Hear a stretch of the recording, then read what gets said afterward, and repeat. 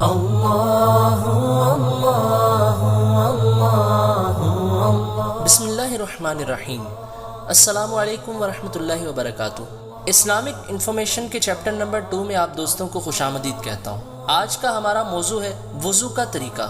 اس سے پہلے وضو کے کچھ فضائل جان لیتے ہیں۔ حدیث پاک کا مفہوم ہے کہ جب آدمی وضو کرتا ہے تو چہرہ دھونے سے چہرے کے، اور ہاتھ دھونے سے ہاتھوں کے، اور سر کا مسح کرنے سے سر کے، اور پاؤں دھونے سے پاؤں کے گناہ جھڑ جاتے ہیں۔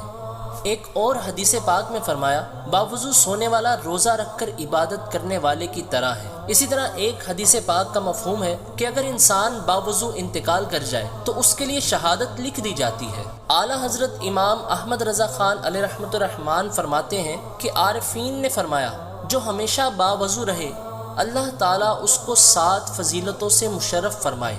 نمبر 1، ملائکہ اس کی صحبت میں رغبت کریں۔ نمبر 2، قلم اس کی نیکیاں لکھتا رہے۔ نمبر 3، اس کے اعضاء تسبیح کریں۔ نمبر 4، اس سے تکبیر اولیٰ فوت نہ ہو۔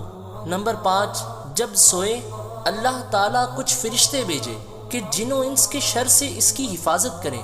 نمبر 6، موت کی سختیاں اس پر آسان ہو جائیں۔ اور نمبر 7، جب تک باوضو ہو امان الہی میں رہے۔ آئیے اب وضو کا طریقہ جان لیتے ہیں۔ سب سے پہلے میں آپ کو بتاتا چلوں کہ وضو کے 4 فرائض ہیں۔ نمبر 1، چہرہ دھونا۔ نمبر 2، دونوں بازو کوہنیوں سمیت دھونا۔ نمبر 3، چوتھائی سر کا مسح کرنا۔ اور نمبر 4، دونوں پاؤں کو ٹخنوں سمیت دھونا۔ وضو کا سنت طریقہ: کعبۃ اللہ شریف کی طرف منہ کر کے اونچی جگہ پر بیٹھنا سنت ہے۔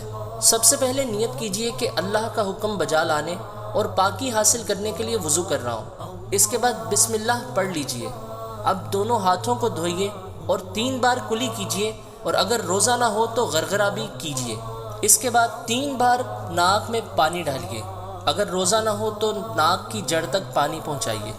اس کے بعد 3 بار اچھی طرح چہرہ دھوئیے۔ جہاں سے سر کے بال اگنا شروع ہوتے ہیں وہاں سے لے کر تھوڑی تک ہر جگہ پانی کا بہنا ضروری ہے۔ اگر داڑھی ہو تو داڑھی کا خلال کیجیے۔ اس کے بعد دونوں بازو 3 بار دھوئیے، اس احتیاط کے ساتھ کہ ہاتھوں کی انگلیوں سے لے کر کوہنیوں تک ہر حصہ دھل جائے۔ اس کے بعد چوتھائی سر کا مسح کیجیے۔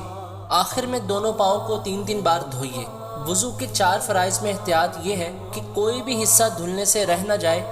امید ہے یہ ویڈیو آپ کو اچھی لگی ہوگی۔ اپنے دوستوں کے ساتھ ثواب کی نیت سے ضرور شیئر کیجیے۔